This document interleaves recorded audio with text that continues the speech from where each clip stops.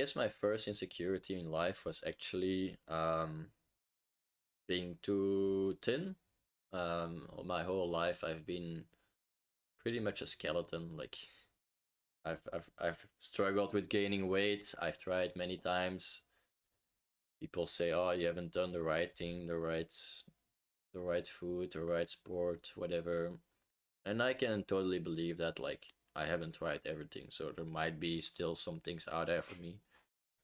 But at the end of the day, I kind of accepted who I am, and the fact is that um, it's easier to rationalize it for yourself. So first, I want you to distinguish: can I do something about it?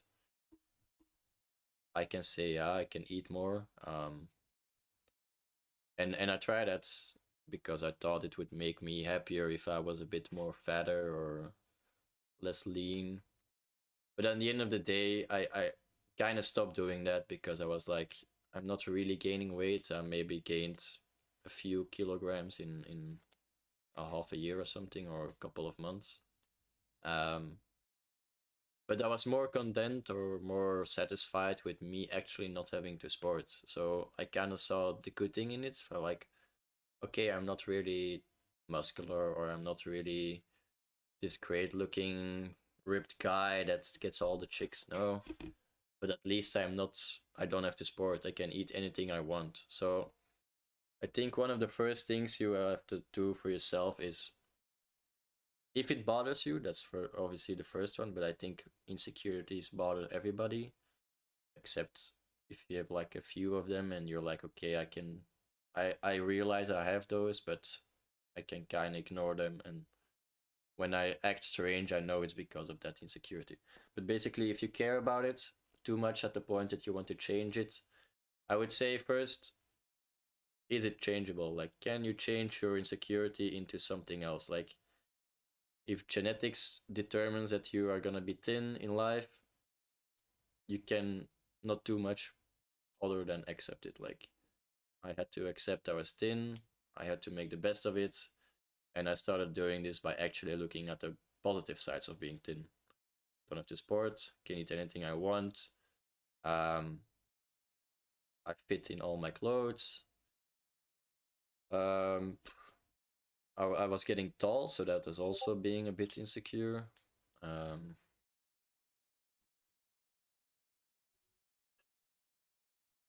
that was also being a bit insecure.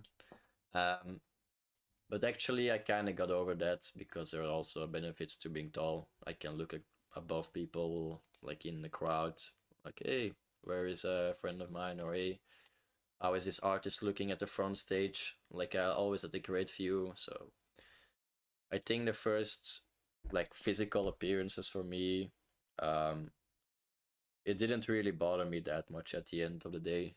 Like, yeah, it did for a few years, but once you get older, you're like, okay, this really doesn't matter as much as I thought it would. Like, I still got like um, relative success with girls. I still was able to enjoy eating everything. I was not too tall. I was not. So maybe these are not some extreme examples, but for me, it was really easy to beat that one, I would say. So for me, the physical appearances, if it's really bothering you, you just have to accept it and work for it. Like, if you're fat and you cannot accept that you're fat, then I don't know what you want me to tell you. Like, first, accept that you're fat.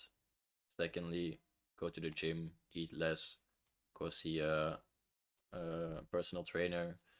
Um, take it serious. Like, if you're actually bothered by it and it influences your day life, just take it serious, analyze what's happening, why it's happening, and try to come up with a solution. And if you cannot come up with your own solution, talk with other people. Like, today I wanted to talk with some other people in securities, and if anybody has them, you can always join. But it's okay. Like, there are people, there are opportunities. You just have to take them. And I think this one sounds easy, but I know for a fact with my other insecurities that it's much harder to actually take the hand or wanting to be helped. It's much more, you always want to do it on yourself. You always want to be the one that beat it, or I did this by myself. Like, I especially have a big thing for that, as you know. But it got better. Like,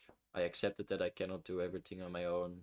I started relying more on friends and family or my colleagues. And at the end of the day, that's the only thing that really matters. Like, you're not alone in this. Obviously, if you have friends, some people might not have friends, then your family, you might not have family, then it gets a bit more trickier. But I think if you're like a pleasant person, like you're actually trying to get better, be positive, then people will gravitate towards that and actually want to help you as well.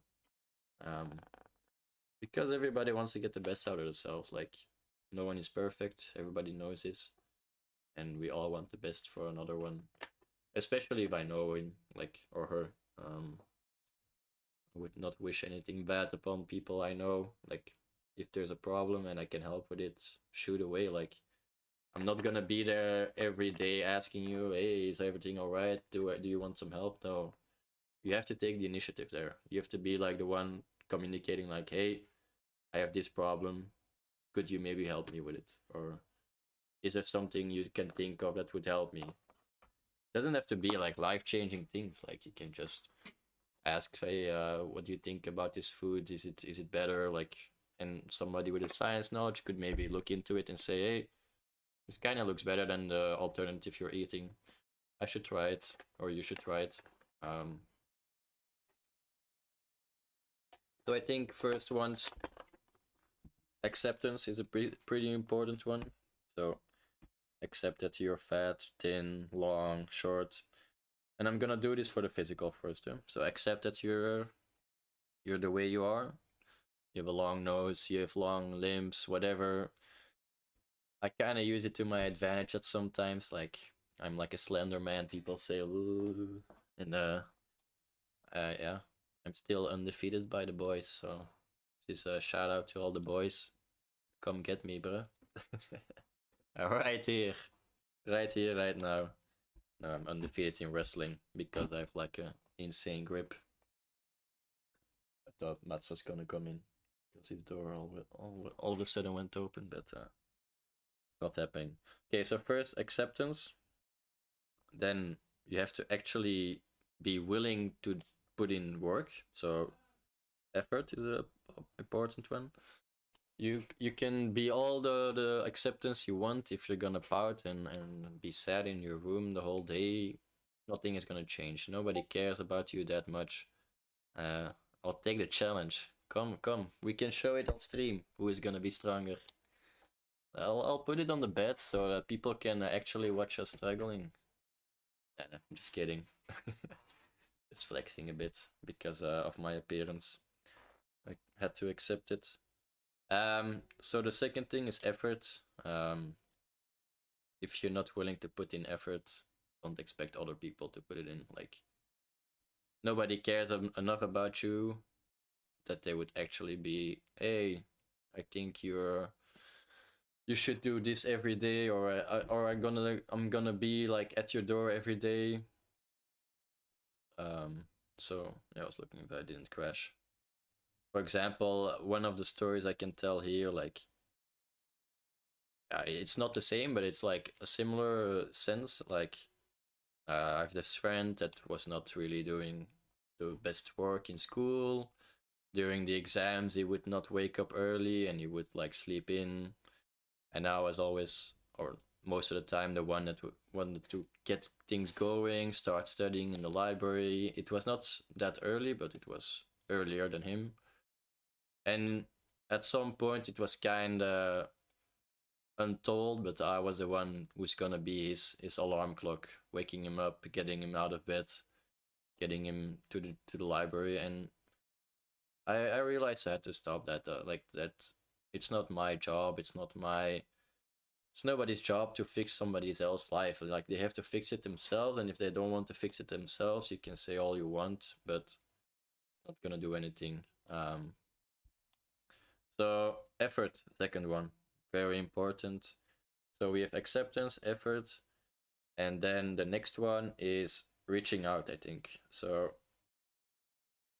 reaching out to the people that can actually help you, explain your situation, explain what you might expect from them if they are able to give that. Don't expect everybody to be able to, but it's not bad to have expectations like, hey, you're a health coach, maybe you can get me fitter. Like, kind of an obvious expectation, but still, it's not a guarantee that this guy will actually or girl will actually get you fitter. So always be realistic. Think about that not everything you ask for or do will actually result in the thing you want it to be. And that's pretty much it for me. Um, acceptance, effort, reaching out. Is there anything else? Maybe part of acceptance for me also was then looking at the bright side. It's kind of cliche or whatever, but like if you're fat or something, it also has benefits. You don't know how much cold I endure. Like for people that are skinny, this is like common thing. Like we are colder much quicker, and it's just like, oh, but you're skinny. Yeah, but I'm fucking freezing off my ass off here. You know, don't fucking. Oh, why am I swearing so much? It's just because I'm alone, I guess. I want to try to be a big guy. That's my insecurity coming in, you know? See? Analyze. And then you'll get better. Alright. So I think that was the first story for me. Acceptance of my physical appearance. Actually, I think this should come... I don't know how you say it, but maybe this should come first in everybody's life. Maybe I think nobody actually accept themselves from the beginning the way they are.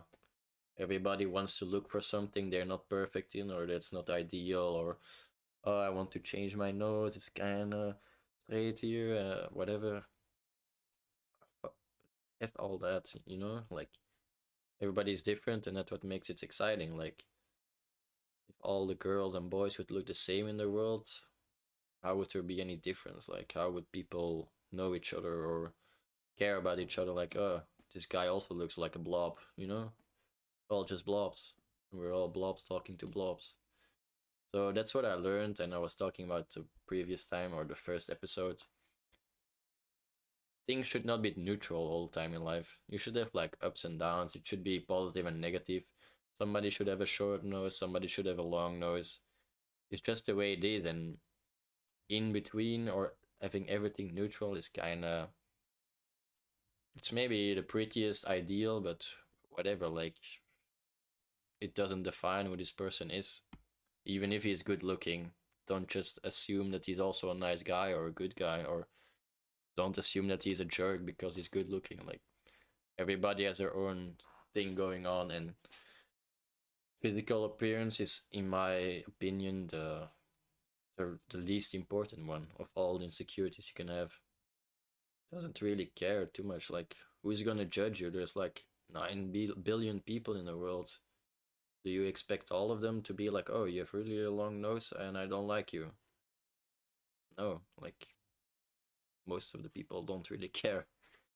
So that's my only tips I can give for this one. But I would say for me, it was really a part of my life in middle school, I guess. Maybe it trickled a bit into high school, but I think I kind of got used to it in high school. It was not really an issue anymore.